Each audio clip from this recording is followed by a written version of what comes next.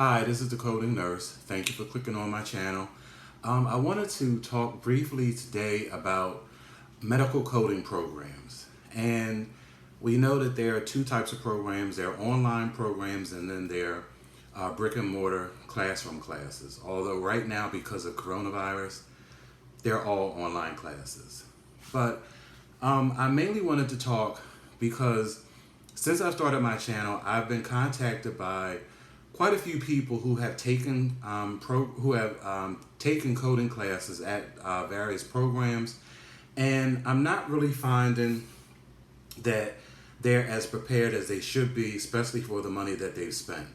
When you are trying to learn medical coding, first and foremost, medical coding has to be taught. It is not the type of thing initially, your first class, your ICD-10 CM, you have to be taught it. Like, it is not the kind of, information you can read a book and then understand it. It has to be explained to you because there are so many moving parts. First of all, you have to learn how to properly use the book. You have to learn how to use and learn how to apply and read instructional notes. You have to learn coding formats. You have to learn sequencing. You have to learn about causal relationships. You have to learn about combination codes. All those things need to be taught. And a lot of times I found that people just are not where they should be. And the ultimate goal of anybody who gets into coding is to pass a certification and to get employment, because unfortunately, because there's so many people moving into coding, nowadays the chances of you finding a job to be trained on the job are pretty much slim to none. I'm not going to say it will never happen, but it's going to be very, very hard to find nowadays, because basically certification has become the rite of passage and entry into the game. If you're not certified, it doesn't matter what kind of program you went to. It doesn't matter what kind of certificate of completion you have. If you don't have a certification, you're not going to get a job. And I'm finding that a lot of people who have contacted me behind the scenes, they're really not prepared for their certification exams. And you have to just decide whether the program you're in is trying to sell you information or are they trying to teach you coding. And there's a huge difference. What I mean by sell you information, if you just pay for access and you have a certain amount of time to complete your curriculum, then you have to email questions to your instructor. You're not being taught. That's not teaching. Teaching is you have someone that you can follow that is going to walk you through how to properly code. That's going to walk you through any kind of you need to have some kind of back and forth. And I just don't think that just emailing an instructor and waiting 2 or 3 days for a response is really the way to learn it, because number one, it takes out too much time.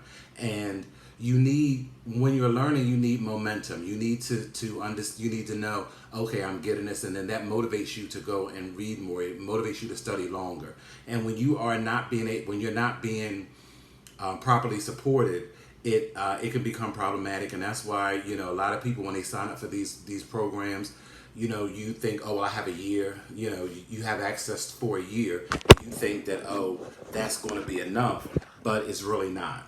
Because what ends up happening is once that year is up, these people will allow you to renew, but you have to renew and pay more money. So that's more money that you have to put out, and that's longer. It takes you that much longer to complete the course to even begin to prepare for certification, because you have to learn the techniques in the program. Then you have to also prepare for the certification exam, because the certification exam is, you have to master the guidelines. You have to. Like, they're time sensitive, and they are most coding certifications. You have to answer questions in like maybe a minute and a half, 2 minutes per question in order to complete them on time.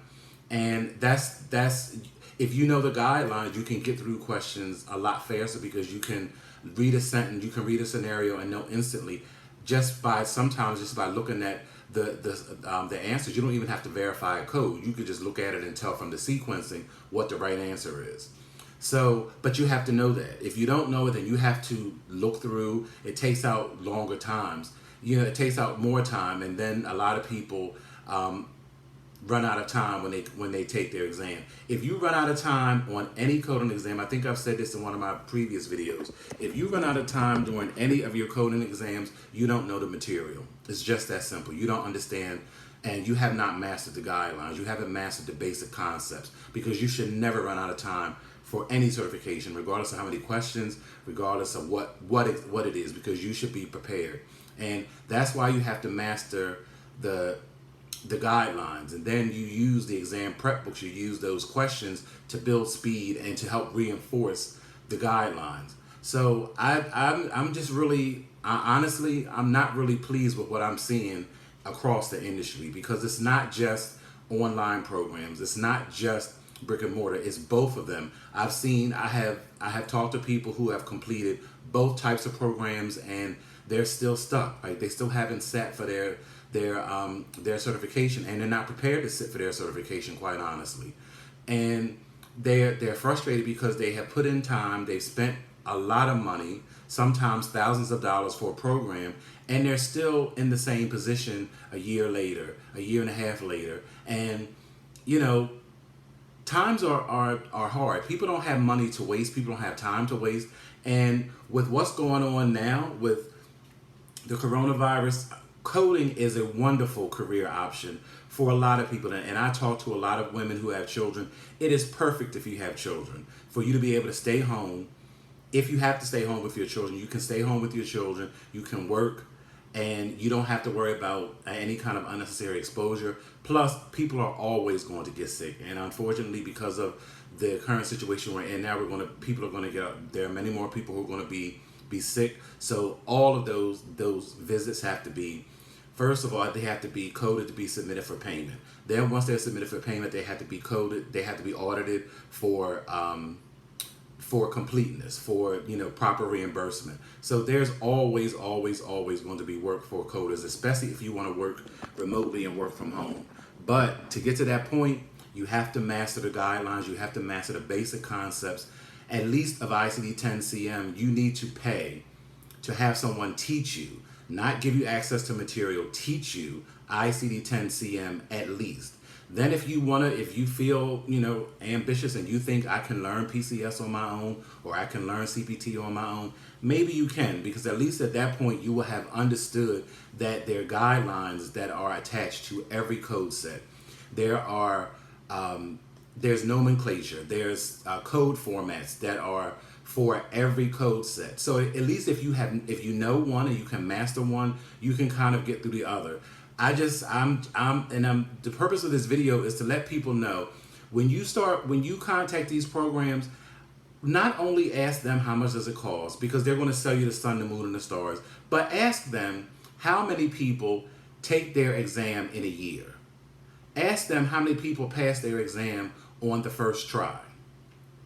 Because a lot of schools don't have the information because they're not required to keep it. You can go to AHIMA. AHIMA has information. They have information on all of their exams and their first time pass rates. I know, I looked up the CCS. The CCS exam, approximately 75% of their examinees pass on the first try, which is pretty good. They have other exams where the scores are a little lower. But I don't know if AAPC has that kind of information. I've never seen it. But that's how you can begin to know. And I doubt any school will tell you what their success rate is, because they don't keep that kind of information, and they're not required. I'm a nurse, so nursing programs are required.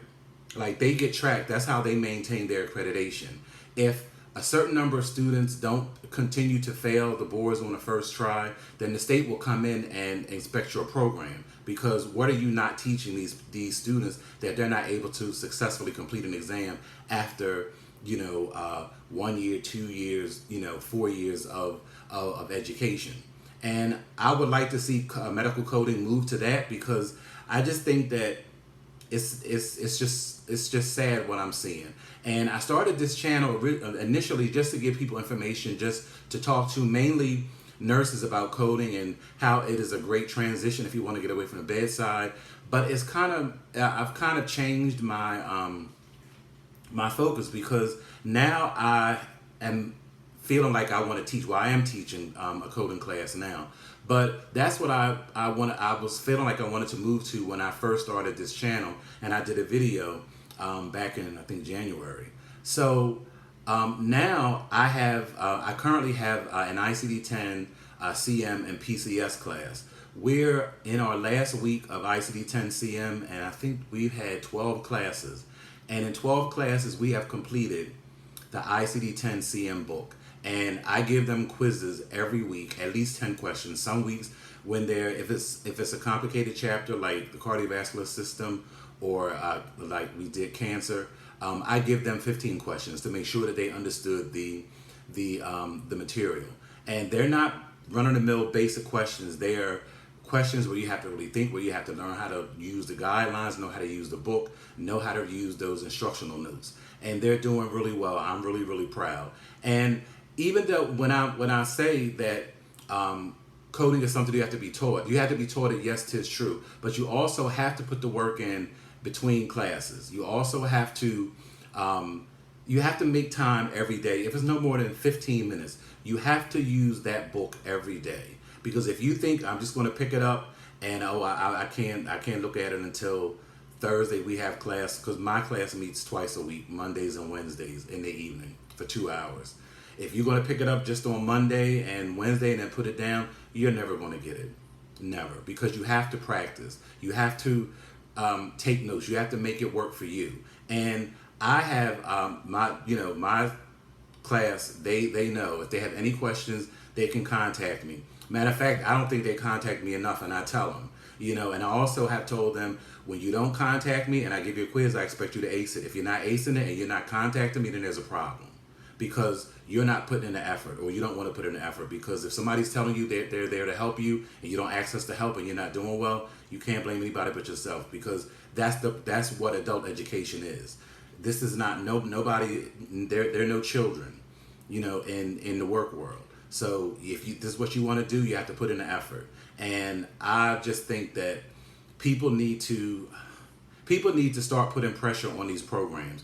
When you are in a program and you're not doing well, you need to raise Cain. You need to say, I need somebody to help me. I need more support. Because especially if you're paying for it, they're supposed to provide the support that you need. There's no reason for anybody to have to spend thousands of dollars on a program and then finish the program and have to pay someone else to teach them what they should have learned in that first, allotment of money. I'm just not liking what I'm seeing. And it's widespread. And I don't blame the students, because people need to be thoroughly informed. And that's why I always put my email address in the description box and in all of my videos. Reach out, ask me questions. If you're not sure about something, let me know. And I'm not trying to sell anybody on anything, because actually I'm going to do another video probably tomorrow, because as we are ending the ICD-10 CM, we're going to go to PCS, which is not going to take that long. I'm going to look to start another ICD-10 CM / PCS class in a couple of weeks. So I'm going to do another video where I'm going to start to look for people, and I'll, once you contact me, once I put that video up, if you want to contact me, if you're interested, I'll go more into detail and explain it to you then. But right now, this is just an overview of medical coding programs, especially people who are in these certificate programs, and especially people who are nurses who are trying to transition into medical coding. It is not necessary to spend a year to learn medical coding. You don't need to. It takes you that long if you're not in a structured program. A lot of people need structure, and to learn coding, you do need structure. You really, really do. So I hope this has provided some kind of information for you. If you have any questions, once again, my email address is going to be in the description box, and please reach out, and I'll be more than happy to share what I know and offer you any kind of helpful advice I can. So until next time, take care.